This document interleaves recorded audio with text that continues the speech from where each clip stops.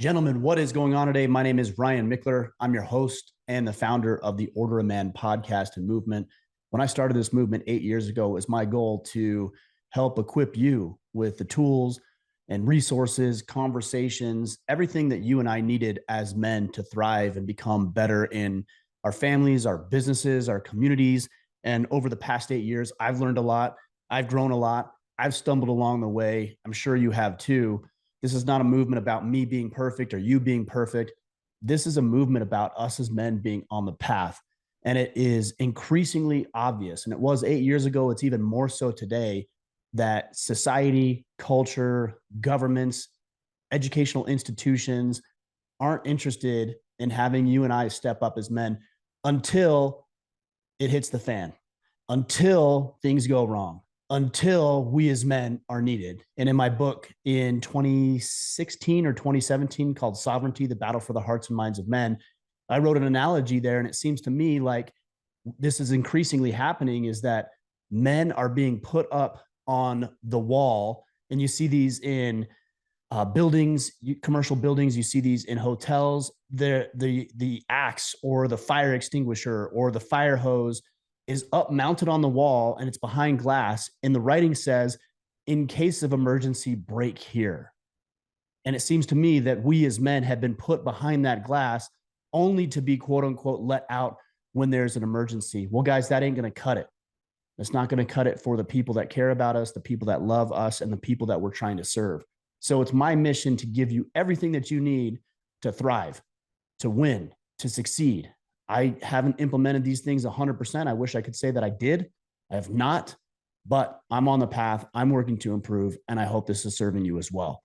Guys, glad to have you here. Today, we're going to talk about what you do is who you are. Okay, what said differently is who you are. I can't talk today. You are what you do. There we go. You are what you do. That's it. That's the bottom line. I bring this up because so often we as men tend to believe that we aren't certain things. You can fill in the blank. I've said it before in my own life. I'm not a hunter. I'm not a writer. I'm not a runner. I'm not a good dad, whatever. We all come up with these lies, and they're delusions about our own performance. And we say, I'm not this. And so today I'm going to talk with you about 5 principles that you need to adopt into your life so that you can stop saying, I am not fill in the blank, and instead have something that's going to be more empowering for you as you look to grow and develop and excel. So we've all heard the quote, and I think it's often attributed to Aristotle. I don't actually believe it was Aristotle who said it, and I can't tell you who it was right offhand. I should have been a little bit more prepared, but the quote is this: we are what we repeatedly do. Excellence, therefore, is not an act, but a habit. Guys, whatever we repeatedly do is what we are, is who we are. Now, some people will say, no, your thoughts determine who you are. I don't believe that's true, because if you've ever had a glimpse into my brain, into my mind, that isn't always a lovely picture. And I'm sure it's the same for you. There's a lot of thoughts that come to my mind. There's a lot of dubious thoughts and behaviors that cycle through my brain, if I'm being honest, but I don't act on those things. I don't act on every little inhibition or every little thought that comes into my mind, because I would not be a refined gentleman who can take his natural ability to be masculine and drive it towards helpful outcomes, which is what I would call manliness. So it isn't our thought process. Yes, we should continually be working to improve our thought process, but it's not just our thoughts, it's what they translate into. And that requires refinement. That requires tempering. That requires patience and empathy and care for other people. That requires a sense of duty and responsibility and obligation. So it isn't just about what you think, it's about what you actually do. And one thing I often hear from men is this concept of imposter syndrome. You know, it stalls them out. It hinders growth because they feel like, oh, I'm not a good dad. Okay, maybe you're not the greatest dad, like I am. Not that I'm the greatest dad, that I'm not the greatest dad. Let me be very clear about this. And so does that mean that it's going to keep us from trying to improve? Well, I'm just afraid somebody will find me out, and I'm not a great entrepreneur. I'm not a great business owner. I'm not a great C-level executive. I'm not a great athlete. I'm not a great hunter. I'm not a great this. I'm not a great that. Guys, stop saying that. How do you overcome imposter syndrome? Easy. Don't be an imposter. So we do that in one of two ways. Number one, we exercise humility. We don't tell people or lead people to believe that we're better than we actually are. Because deep down in your soul, you know your own performance. And if you're trying to deceive others and yourself, it's not going to go well. And at some point, we're all going to be found out. Number two, continually working on improving in whatever department you feel like an imposter will help you overcome that. So instead of saying, I feel like an imposter, I better retreat. No, the answer is, I feel like an imposter, so I better work on these things so that I am in integrity with the way that I want to show up in the world. Now, the reason I started thinking about this today is in my living room, which is just out the door here. I've got a huge shoulder mounted moose that my oldest son and I shot last year, and it came earlier in the week.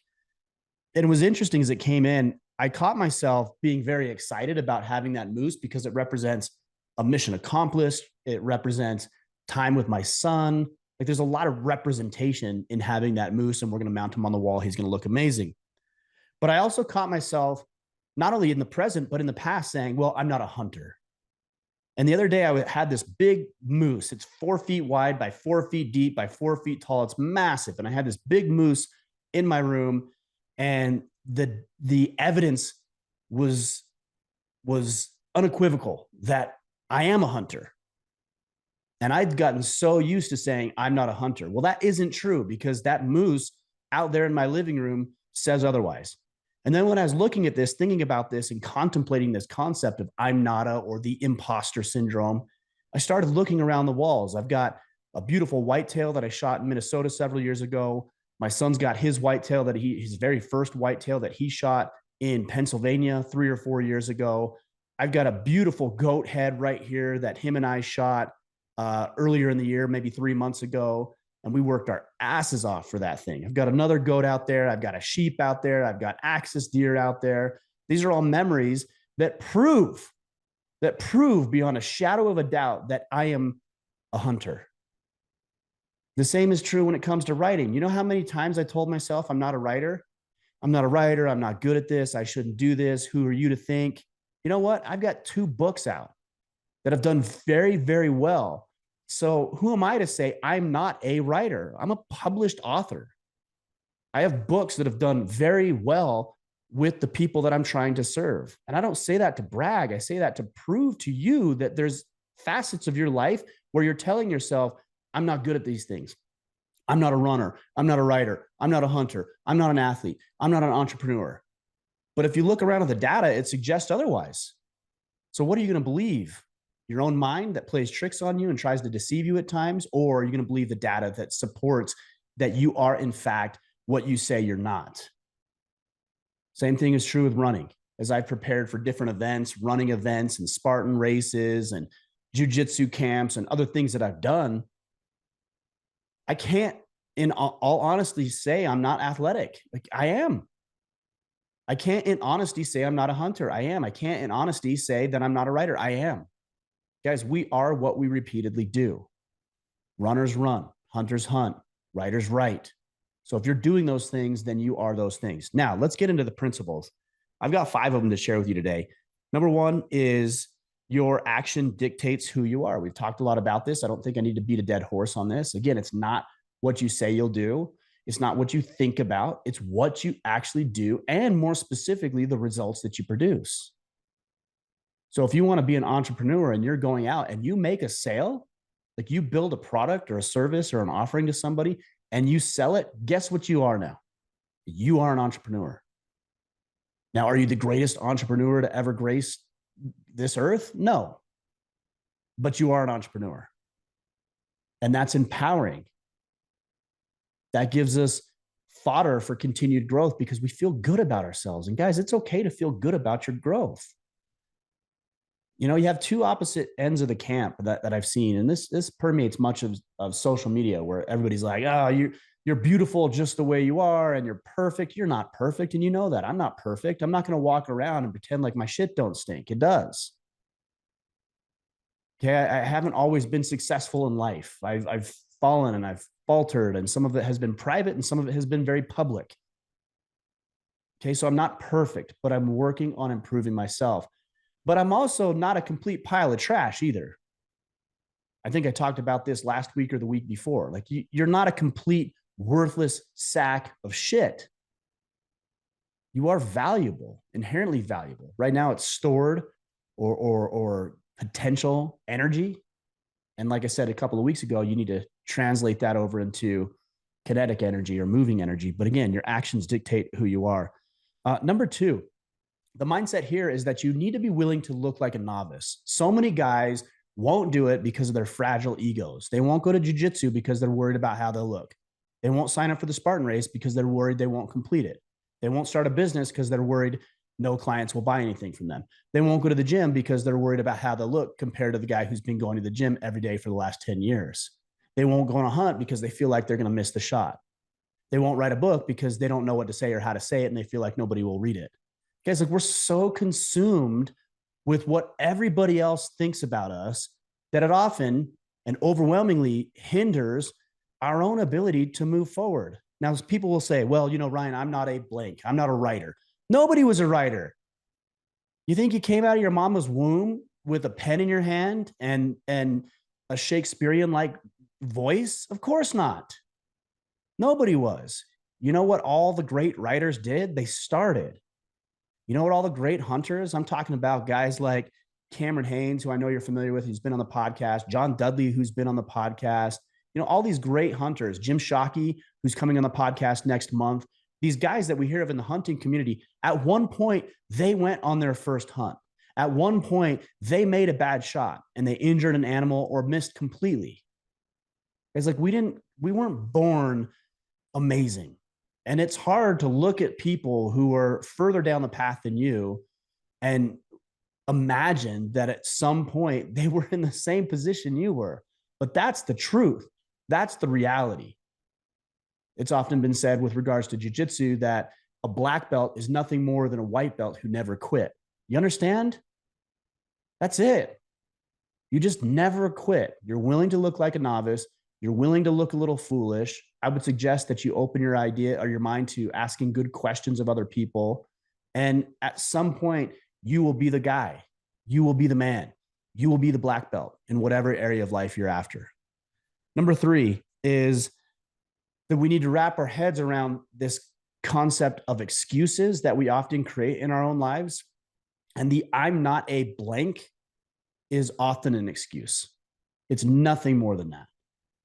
It's your mind's way, your body's way, your soul's way of keeping you from danger. That's all it is. I'm not a writer. Well, why would you say that? Because it's a threat. Like if you want to write a book and you're saying to yourself, I'm not a writer, writing a book is a threat to your ego.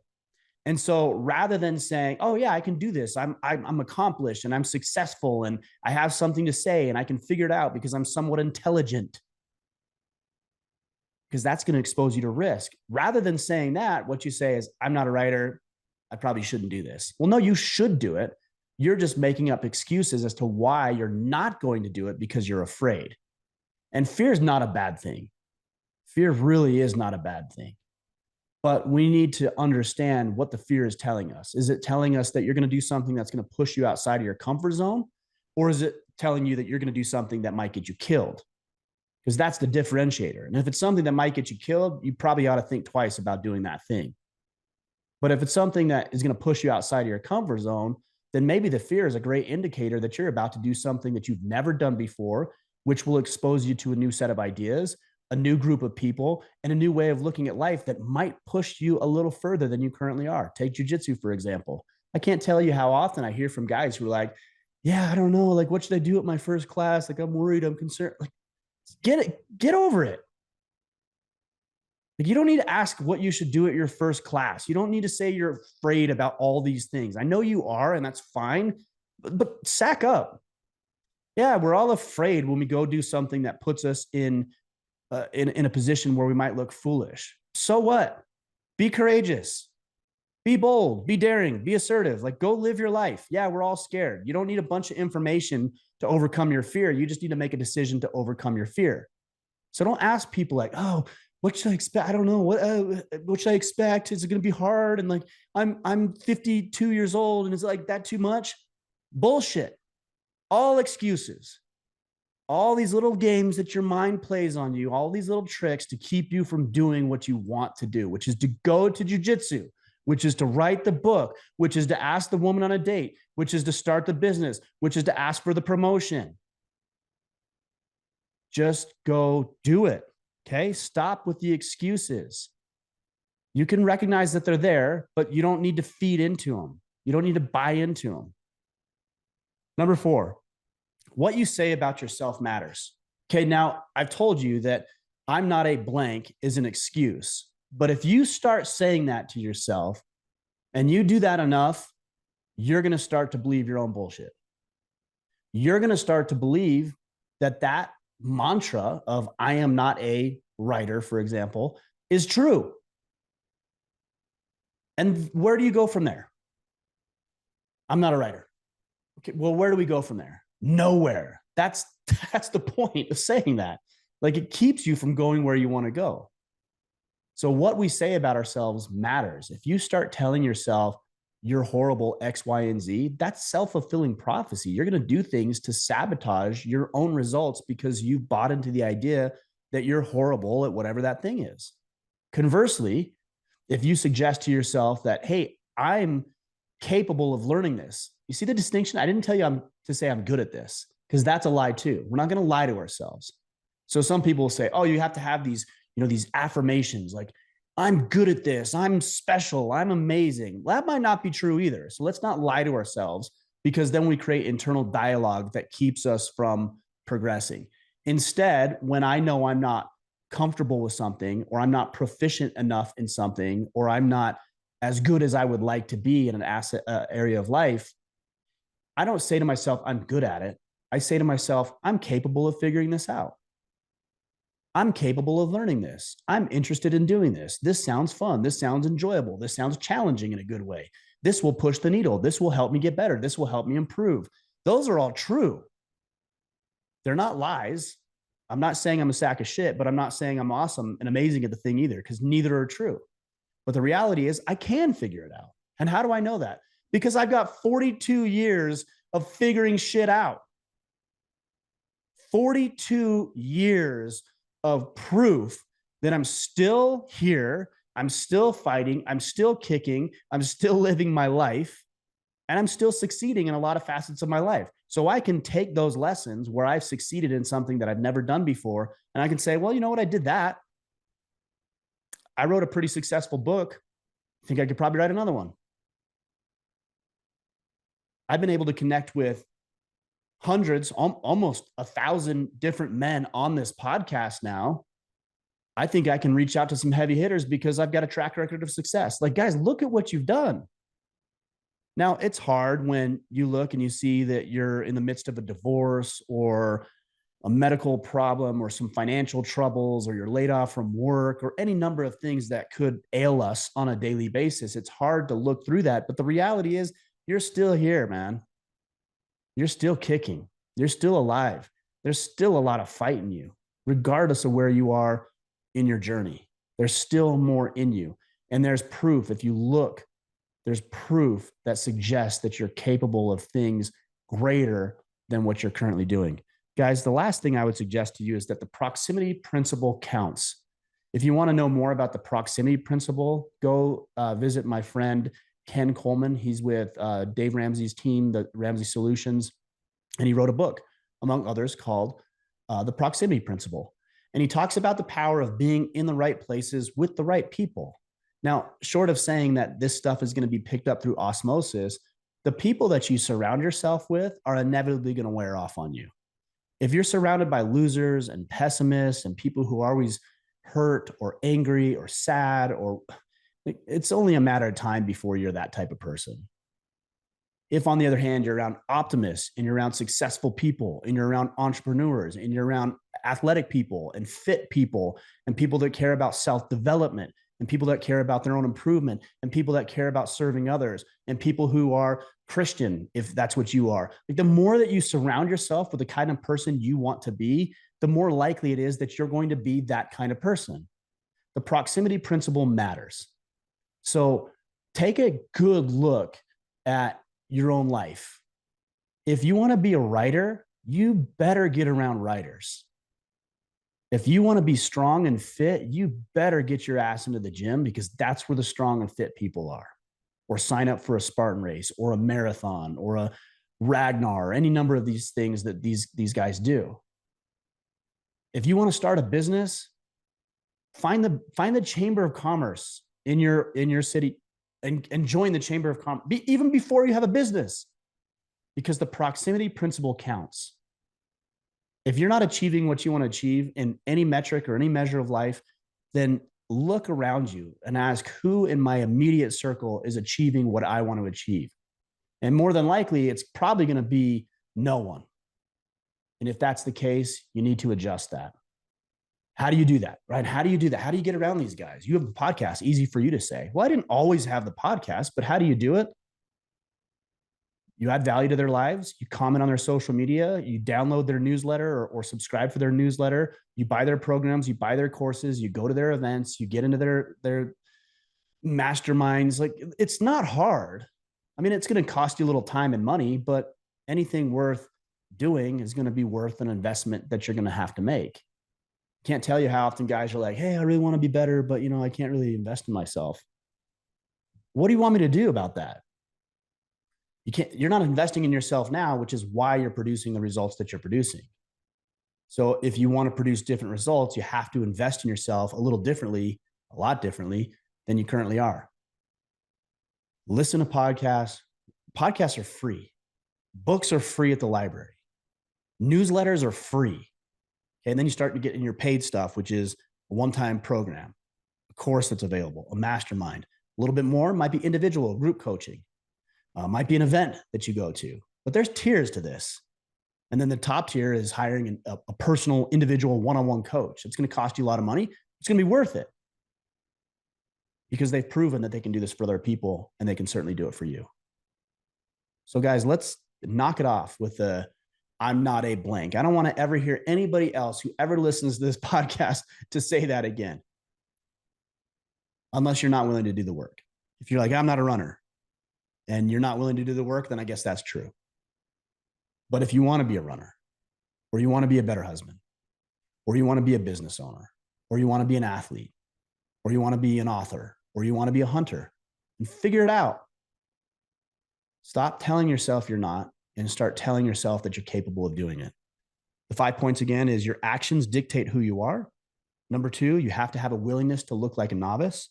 Number 3, the I'm not a blank is nothing more than an excuse to keep you from doing that thing.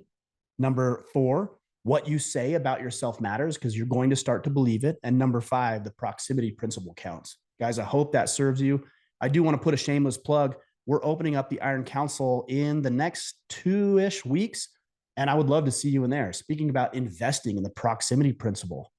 Guys, being around other men who don't necessarily have everything figured out, but there's a framework, a proven systematic framework for achieving more in your life. Proximity principle, learning new things, doing things you're not comfortable with, holding yourself accountable, holding other men accountable, being willing to have them hold you accountable, being willing to look like a novice. These are all things that are available inside of our brotherhood, the Iron Council.